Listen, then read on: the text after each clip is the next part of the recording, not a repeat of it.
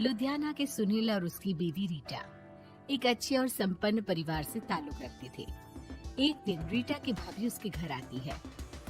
रीटा, तुझे तो पता है तेरा भाई कुछ नहीं करता, ऊपर से 2 बच्चों की जिम्मेदारी, बेटी भी बड़ी हो गई है। तू तो बुआ है, कुछ मदद कर सकती है तो कर देना। कहाँ पैसे हैं भाभी, बस समझ लो किसी तरह हम लोग भी दिन काट रहे हैं। 2 ही तो कार है और मेरी बेटी भी बड़ी हो रही है। अब उसके लिए कार लेनी है तो 10 लाख का खर्चा तो लग ही जाएगा। तभी वहाँ सुनील आ जाता है। अरे शशि, क्या है, तू हमेशा पैसों के लिए परेशान क्यों रहती है? वैसे क्या जरूरत थी बेटी की शादी इतने बड़े घर में तय करने की? अरे पैसे नहीं थे तो ऐसे ही कर देती कहीं शादी। इतने बड़े होटल में क्यों कर रही है शादी? लेकिन यहाँ तो मामला शादी का है, डेट तय है। दरअसल तेरे भतीजे के पीएफ के पैसे आ रहे हैं पर उसमें देर हो रही है। जैसे ही पैसे आ जाएंगे मैं तेरे अकाउंट में डलवा दूंगी। ठीक है, हम लोग सोच कर बताएंगे। तभी वहाँ भतीजा आ जाता है। फूफा जी, आप लोग ही मदद कर सकते हैं, वरना तो कैसे काम होगा समझ में ही नहीं आ रहा। मैं वादा करता हूँ जैसे ही पैसे आ जाएंगे मैं आप लोगों को वापस कर दूंगा। हाँ भाई ठीक है। अब देख भाई, हमारे लड़के तो सारा दिन घर पर पड़े रहते हैं, ना कमाते हैं ना कुछ कमाने की इच्छा रखता है। लेकिन चल ये ले, कितने पैसे चाहिए? जी 4 लाख रुपए। ठीक है, लेकिन पैसे ध्यान से वक्त पर वापस लौटा देना। सुनील मुसीबत के वक्त बीवी के भतीजे की मदद तो कर देता है, लेकिन उन लोगों के जाने के बाद देख ले रीटा, तेरे मायके वालों ने मांगा तो दे दिया, वरना इन लोगों का मुझे कोई भरोसा नहीं है। अरे क्यों भरोसा नहीं है? इससे पहले तो कभी इन लोगों ने आपसे मदद भी नहीं ली। हाँ ली तो नहीं, लेकिन पैसे की किल्लत ही रहती है ना इन लोगों के पास। अरे ठीक है ना, नहीं लौटा पाए तो भतीजे के ससुराल से निकाल देंगे। सुना है बड़े घर में शादी हो रही है। सुनील और रीटा पैसे तो दे देते हैं, लेकिन अगले रोज ही। हाँ भाई साले साहब, क्या हाल है? ठीक हूँ जीजा जी। क्या बात है, सालों बाद आपका फोन, जरूर कोई बात होगी, बताइए ना। अरे वो तेरी बड़ी भाभी आई थी, बेटी की शादी कर रही है ना, तो पैसे लेने के लिए मैंने दे दिए 4 लाख। सोचा भाई किसी गरीब की बेटी की शादी हो रही है, पुण्य मिल जाएगा। अच्छा किया जीजा जी, उनका बेटा बहुत मेहनती है, जल्द ही लौटा भी देगा। वहीं रीटा भी फोन करके हर किसी को पैसे देने की बात करती है। रीटा की भाभी शशि के पास उसके भाई का फोन आता है। तूने सुनील से पैसा लिया है क्या? नहीं भाई, सिर्फ बात की है, बोल तो रहा है कि दे देगा। वो लोग मदद करने वालों में से नहीं है, और मदद कर भी दे लेकिन समाज में गा गा कर हालत बुरी कर देते हैं। गाने दीजिए ना भाई, मैं क्या कर सकती हूँ, मेरे पास कोई ऑप्शन भी तो नहीं है। बेटी की अगले हफ्ते शादी जो है। शशि की बेटी की शादी हो जाती है, लेकिन शादी के 1 महीने बाद ही सुनील का फोन भतीजे के पास आता है। हाँ भाई, शादी तो हो गई हम लोगों की दुआ से। अब देख, ऐसा ही फायदा होता है पैसे वाले रिश्तेदार हो तो।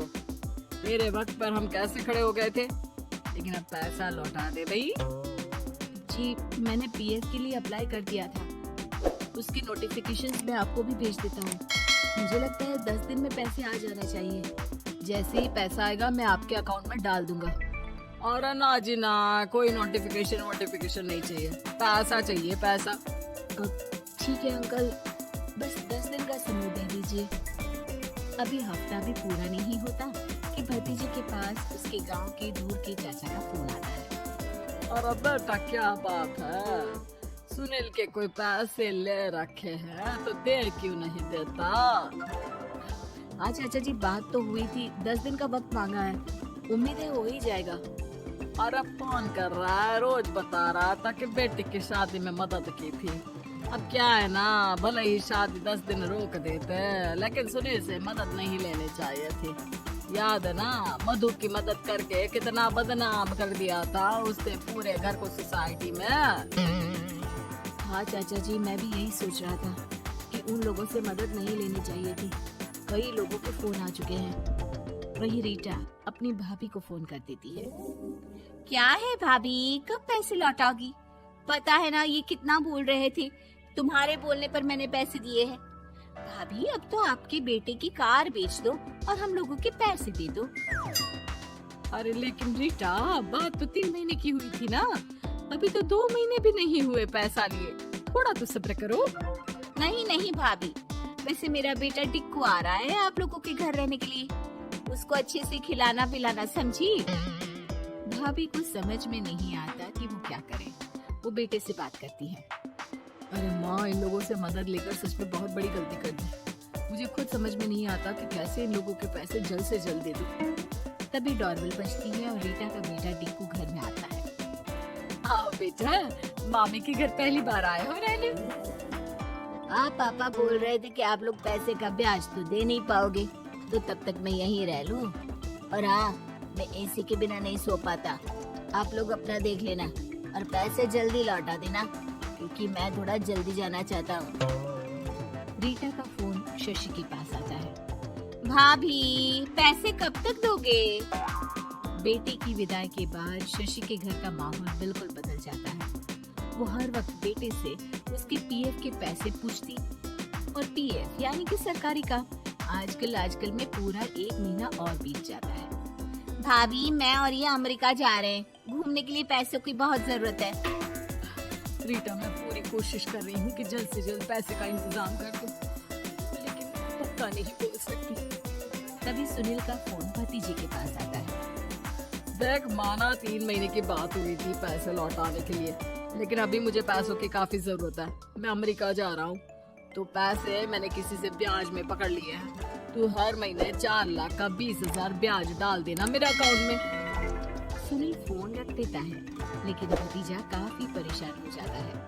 वो ऑफिस से शाम को घर आता है कि माँ पूछती है, क्या हुआ बेटा? बेटा माँ को सारी बात बता देता है। माँ भगवान के सामने हाथ जोड़कर खड़ी हो जाती है और रोने लगती है कि तभी बेटे का मोबाइल पर मैसेज बजता है।